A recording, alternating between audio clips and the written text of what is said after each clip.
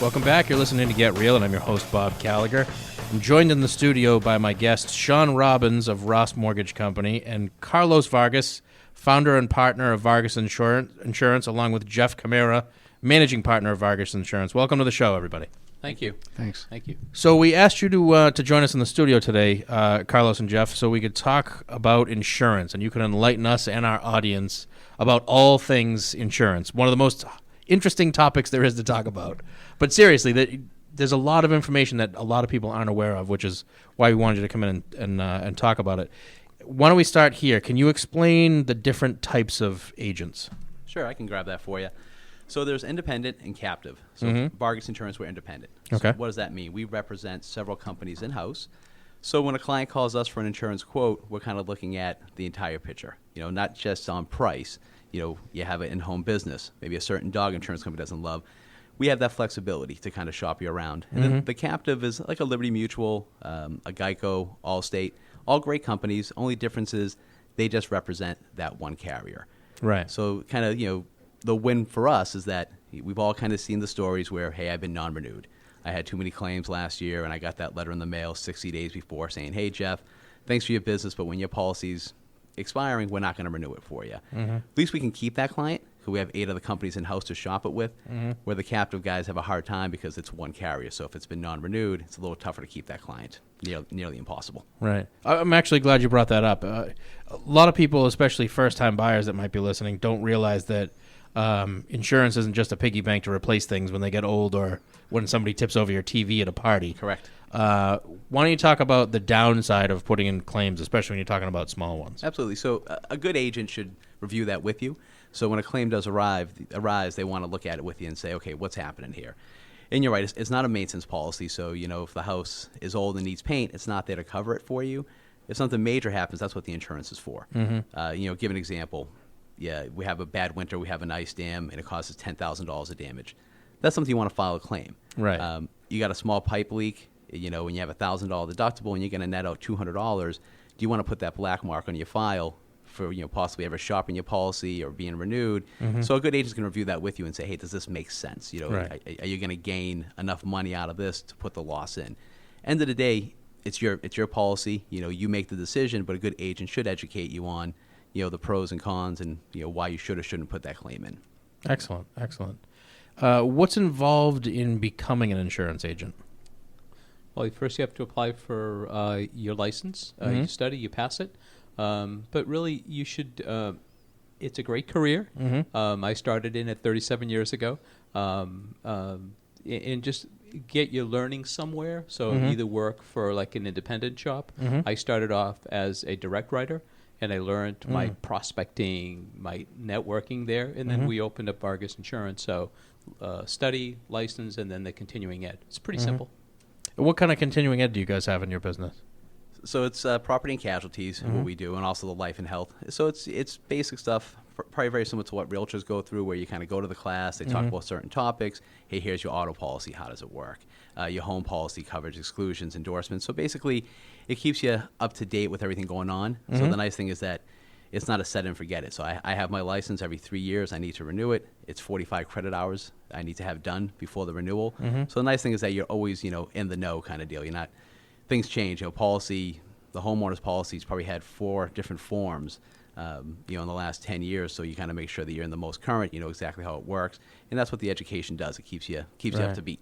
Sean and I are in the mortgage business, and when you said every 3 years you have to go through a renewal, I was like, wow, we have it way tougher than you guys. Until you said 45 hours. We have to do it every year, but I think ours is 8?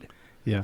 Wow. 45 hours. That's a fair amount. That's more than a week's worth of work. It's a lot. It's quite a bit. I mean, you're looking at a class is usually a day and a half. I have a few designations, which will be I'm in class 2 days and I'm testing on the 3rd day.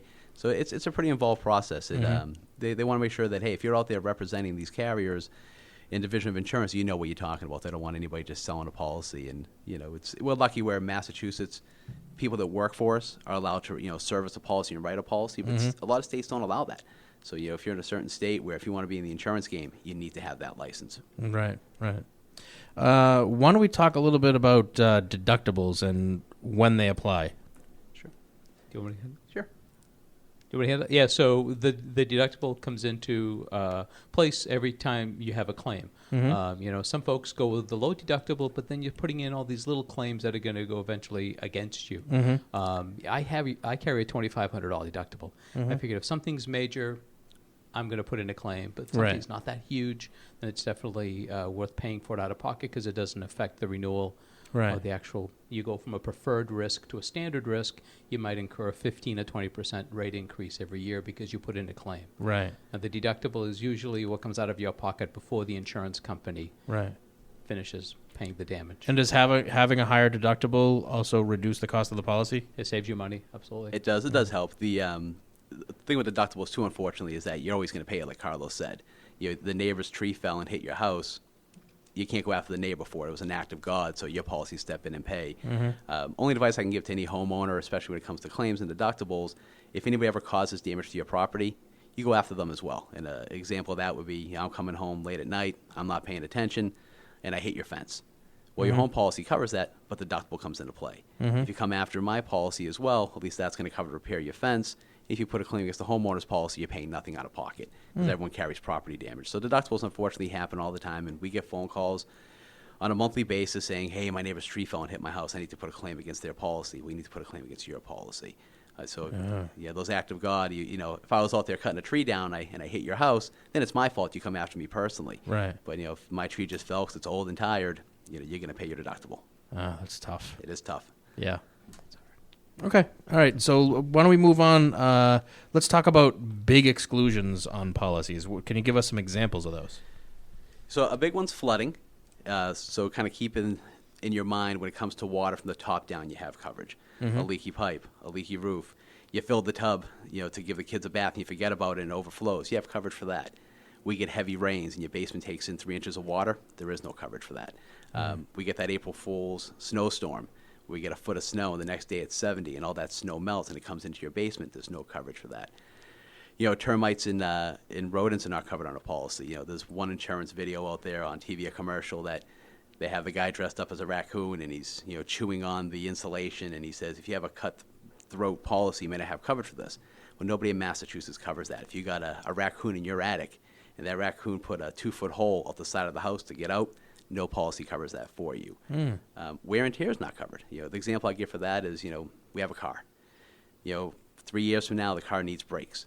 You don't call your insurance company to pay for those brakes. The car needs tires. Same thing. You don't call the insurance company. Same thing with the home. The outside needs to be painted.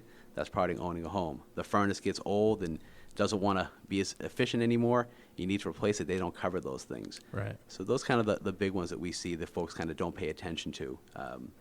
Actually, I have heard, and I don't know if you guys sell it or if it's even something you could buy in Massachusetts, but isn't there a policy you can get now that will cover maintenance items in the home? It'd be separate from your homeowners. Right, So right. it could come through, like your electric company could offer it. We haven't seen any of those through our carriers. Some are starting to offer like the AC breakdown. So if you have an AC unit, you can add that on. And that's pretty inexpensive. But the home policies are still holding pretty strong on, hey, these are our exclusions. Yeah. What happens, it's a domino effect. So once one company does it, they all jump on board. Gotcha. So as soon as somebody takes that leap of faith, we'll have some coverage where they'll all offer the same thing. Right. A big exclusion, too, kind of brings me back to, unfortunately, we talk about the whole Boston Marathon bombing, but when that all happened and the police had to go take shelter in those homes in Watertown, if the police go into your property and they need to use it for whatever reason, they cause damage, there is no coverage on the policy. So a good rule of thumb is that if a federal body goes into your home for whatever reason causes damage, you're not going to have coverage through the insurance company. Does the government pay for it? I'm sure they self-insure, so I'm sure it's a long process to get paid. Yeah.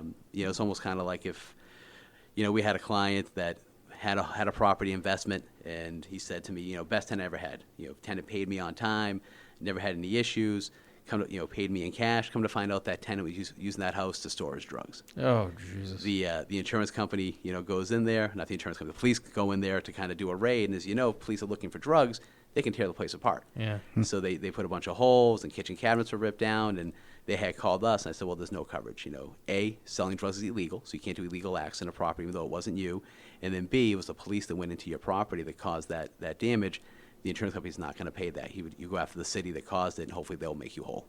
Wow. And good luck suing City Hall, right? Good luck, Town yeah. Hall, right? Yeah, and that's I've been reading a lot lately about now that marijuana's been legalized in Massachusetts, they're talking about why it's going to take so long to implement it, and it's sort of like what you were talking about. I mean, at the federal level, it's still illegal, so you've got issues with insurance and you don't want to own property that's being used that way because the feds decide to take it. You're pretty much screwed. There's nothing you can do about it. Correct. So it sounds like insurance is going to be the same issue. It will be. Wow. It's good to know. Why don't we talk about optional or additional and extended coverages? Want to cover that? Want me to cover that? Yep. So, I mean, with your homeowners, you can always add extended coverage on there for replacement cost on the home. That's a big one a lot of people kind of don't think about. So what's that replacement cost say? Well, there's no such thing as true replacement cost. Most companies set a limit, either 25% or 50% above your coverage A. So what's your coverage A? That's your dwelling. So if your house is insured for $100,000 and you have additional 50%, you have $150,000 of coverage. And what that does is if the house was to burn to the ground, the insurance agent made a mistake, and you needed more than $100,000 of coverage, their promise to you is, hey, we'll pay up to $150,000 to make you whole again. You can add endorsements on for earthquakes. That's a big one that people don't think about. And we have a few clients that we've done insurance for that are very bright, work at MIT. And the first thing they say to me is, hey, Jeff, add on the earthquake rider. Because, it's going to happen. And when it does, I want to have coverage. I don't want to be waiting for the government to pay me to make me whole again. I want to go through my insurance company. You can add on endorsements for jewelry, fine arts, furs, golf. The limit goes, the lines go on and on. I mean, there's so many things you can add to that policy to make it work for you. Right. And that goes back to finding somebody you want to work with, right? Right. Because your insurance agent, we've been blessed. Carlos has had clients since, 87 with the agency. And these people, have never left, probably never will leave. They have a good working relationship with us. So you want to find somebody in that game that says, I understand the policy, I understand your needs. It's not just an order taker. When I Right. talk to somebody, hey, what do you do for work? Do you collect certain things? Well, I love reading books. I have some, very expensive books I want to insure. Well, how do we cover those? I'm into art. Whatever it may be, we'll make sure we properly insure that for you because when a claim arises, I don't want to be the bearer of bad news. Excellent. So, Jeff, is that different than an umbrella policy? So umbrella's a little different. Umbrella, just like it sounds, it kind of sits on top of everything. It protects you from a rainstorm. So let's say, use me for example. I have my home insurance. I have $500,000 of liability at my property. And then on my auto, I have $250,000 per person, $500,000 per accident. Carlos and I are driving here today. I'm not paying attention, and I get into an accident. And Carlos gets severely injured, and he sues me, and he wins $500,000. My auto's going to pay the first $250,000 because that's what I carry, and then my umbrella pays the additional $250,000 to get to the $500,000. So the umbrella sits on top of your home and your auto and protects you, and it's a great thing to have. If you own some real estate, and I tell people saying, well, I have the homestead. If I injure somebody, they can't take my home. And Carlos and I would say, well, it's not about people not taking what's yours. I understand you worked hard for it. It was a mistake. If somebody's injured because of my own fault, I want to make them whole again. God forbid somebody's crossing the street, I'm not paying attention, I hit them, and now they're in a wheelchair. That person should get something from me because it was my fault. I caused that injury. Right. And that's where the umbrella steps in and gives you that peace of mind. And we tell people, it's not about kind of what you have in the bank or what you're making. It's about protecting your future because that's what we're all doing. Right. We could easily get a big raise at work tomorrow, and all of a sudden you go from making X to making Y. What if something happens? You don't want the courts to go after you personally and make you pay out of your pocket. Right. Good advice. Plus, an umbrella policy is so cheap, right? It's probably a couple $100 a year. Inexpensive. Right. So it's worth having the protection. It is. Absolutely. Excellent. Can you guys share some? You've got to have some interesting stories about crazy claims over the year. Any years? Anything that stands out? Well, when it comes to claims, there's been a few. We had one recently where somebody owned a condo. They were told they had kind of the all-inclusive walls-in policy. Well, there was a leaky pipe that caused damage in the unit. They went to file the claim with their condo master, and the condo master said, hey, we don't cover that. That's an exclusion on the policy. Right. That person did not purchase what they call an HO6, which is a homeowner's policy. If they did, that would afford the coverage for them. We've had people that I had a claim that was actually filed probably a few years ago, and kind of the advice here is you got to keep stuff on site to show the insurance company. They had called, furnace stopped working in the middle of the winter. It's a multifamily, so they have to get the heat back up and running because that's part of being a landlord. English was a second language for her. Spanish was her first. My parents are Portuguese, so I told them my best broken Spanish. Hey, don't take that furnace. The insurance company needs to see it. I also told the person replacing the furnace, don't take it. The insurance company needs to see it. Well, we know what happened. Fast forward to Monday, the next day, They go out there to see the claim. The furnace is gone. Jeez. The insurance company says, hey, we'll cover this claim if we can see the furnace. But we need to see it with our own eyes, make sure this is what happened. The furnace was gone. It was already at the scrapyard. The lady lost about $5,000 because of that. She had a $1,000 deductible, cost $6,000 to replace the furnace. She lost $5,000. Wow. You know, this is not one of our clients, but I had another claim story, just to kind of let people know if anything ever happens. So Carlos and I presented first-time home buyer seminars. And we do our thing. We kind of up there for an hour, and we always end with liability. So liability covers kids and dogs. I always tell this story. So, you know, certain insurance companies don't like certain dogs. You know, the pit bulls, the Rottweilers, the bull mastiffs, kind of the things we all know about. So after class, a young lady grabs me and says, you know, hey, Jeff, can I ask you a question? Sure. She goes, I have a pit bull. I live in my mother's house.